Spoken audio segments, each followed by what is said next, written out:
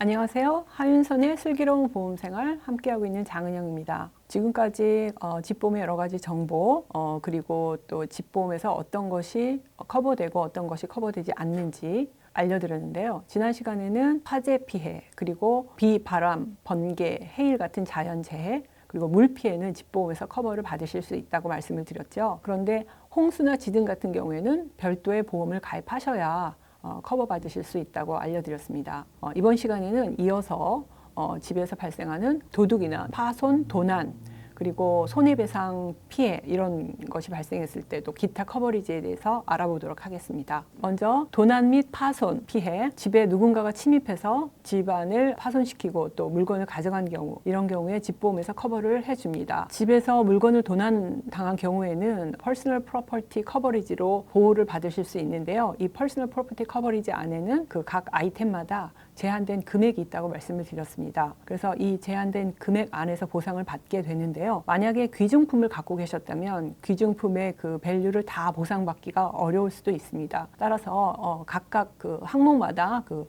퍼스널 아리크라고 하는 별도의 보험이 있기 때문에 별도의 보험을 흔히 반지보험, 시계보험 또는 악기보험 이렇게 이름을 붙여서 부르는데요. 별도의 보험을 가입하셨다면 다 보상을 받으실 수도 있습니다. 특히 현금을 많이 갖고 계시다가 집안에서 화재 또는 이런 도난을 당하셨을 경우에는 집보험으로 거의 보상받기 어렵습니다. 왜냐하면 현금에 대한 제한 금액이 집보험에서는 100불 또는 200불로 아주 낮기 때문에 보상받기 어려운데요. 따라서 집에 많은 현금을 보유하고 계신 것은 바람직하지 않고 위험한 일이 되겠습니다. 그래서 집안에 화재 또는 도난 경보장치를 설치한 경우 집보험에서는 많은 디스카운트를 주고 있습니다. 한편 집안에서 물건을 도난당한 경우뿐만 아니라 집 밖에 예를 들어서 차를 도난당했다가 한참 후에 찾았는데 차 안에 있는 현금이나 귀중품을 도난당했거나 아니면 공원 같은 데 차를 파킹해놨는데 차 유리창을 깨고 그 안에 있는 뭐 가방이나 컴퓨터나 이런 귀중품을 훔쳐간 경우에 이거를 많은 분들이 차보험에서 커버해주지 않을까 생각하시는데요. 차량에 대한 그 파손은 차보험에서 커버를 받으실 수 있습니다. 그러나 그 안에 있는 개인 소유물에 대해서는 집보험으로 커버받으실 수 있습니다. 말씀드렸던 퍼스널 프로퍼티 커버리지로 보상을 받으실 수가 있습니다. 다음은 사고 및 책임에 대한 피해가 발생했을 경우입니다. 집보험에서는 집안에서 일어나는 여러 가지 사고로 인해서 집주인이 가족이 아닌 타인에게 피해를 입혀서 손해배상 책임이 발생하는 경우에 이를 보상해 줍니다. 이거를 퍼스널 라이어빌리티 커버리지라고 하는데요.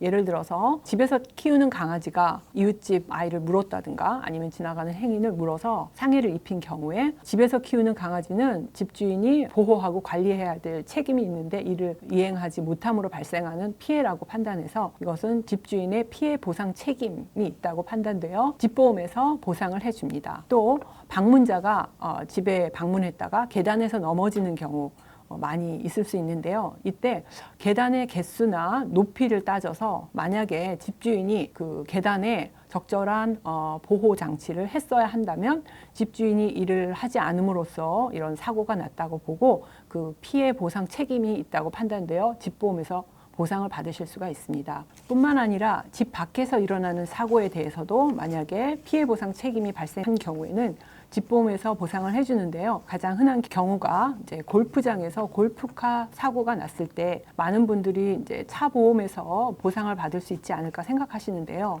그렇지 않습니다. 집보험의 이 퍼스널 라이빌리티 커버리지로 타인에 대한 손해배상 책임 이 커버리지로 보상을 받으실 수가 있습니다. 이렇게 집보험은 생각보다 넓은 영역에서 피해에 대해서 보상을 해주는데요. 반면에 집보험으로 보상을 해줄 것 같은데 보상받지 못하는 경우가 있습니다. 그래서 그런 것들을 좀 알아보도록 하겠습니다.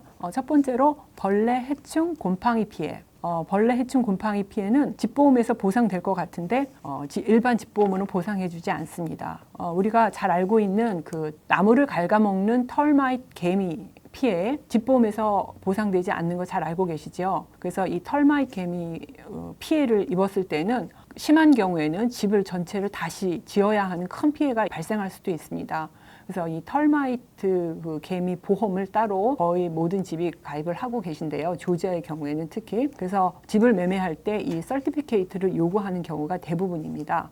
이렇게 그 털마이 개미처럼 해충이나 벌레 또 동물에 대한 피해는 일반 집보험에서 커버해주지 않습니다. 따라서 종종 너구리나 새 그리고 뭐 그 다람쥐 같은 동물들이 집에 큰 구멍을 내는 일이 종종 발생합니다. 이럴 때 집보험에서 커버되지 않고요. 집주인이 수리하셔야 합니다. 네, 또 곰팡이 피해 같은 경우에 예전에 집주인과 그 보험사 사이에 이 곰팡이 피해를 가지고 분쟁의 법정 소송까지 이어졌는데 최종 판결은 보험사에서 피해를 보상하라라는 판례가 있었다고 합니다.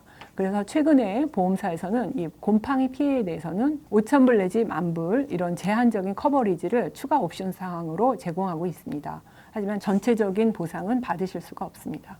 네, 그 다음에 땅 속에 묻혀 있는 하수관이나 가스관 같은 이런 관에 배관에 파손이 생긴 피해, 이거는 일반 집보험에서 커버되지 않습니다. 우리가 자동차 보험을 생각해 보면 자동차가 사고로 인해서 파손된 게 아니고 자체 노화나 또 고장으로 파손된 경우 수리가 필요할 때는 자동차 보험으로 클레임하지 않지요. 차량 소유주가 그거를 수리하게 되는데요. 마찬가지로 집도 재해나 어떤 생각지 않은 사고 피해로 인해서 생긴 경우가 아니면은 자체의 노화나 또 고장 수리 이런 거는 집주인이 하셔야 합니다.